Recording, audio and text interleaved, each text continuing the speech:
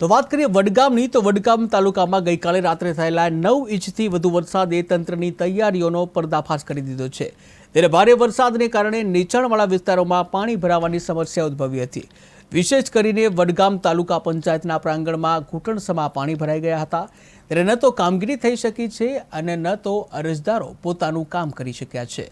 અધિકારીઓ અને કર્મચારીઓ પણ પાણીમાં તણાતા જે ઓફિસ છોડી બહાર આવ્યા હતા। આ ઉપરાંત સતત વરસાદ અને ડ્રેનેજના અભાવે અનેક સોસાયટીઓમાં પણ પાણી ભરાઈ ગયો હોવાનું જાણવા મળ્યું છે।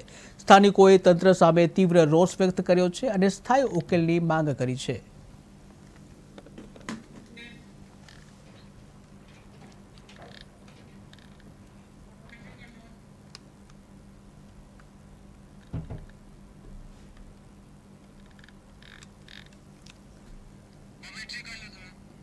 તો વડગામ તાલુકામાં 9 ઇંચથી વધારે વરસાદ પડ્યો હતો અને જ્યાં 9 ઇંચથી વધુ વરસાદ પડતા જનજીવન ઉપર તેની સીધી અસર થઈ હતી। ત્યારે તાલુકા પંચાયતના પ્રાંગણમાં ઘૂંટણસમા પાણી ભરાઈ ગયા હતા। ઘૂંટણસમા પાણી ભરાઈ જતા જે ઠેર ઠેર લોકોને હાલાકી ભોગવવાનો વારો આવ્યો હતો।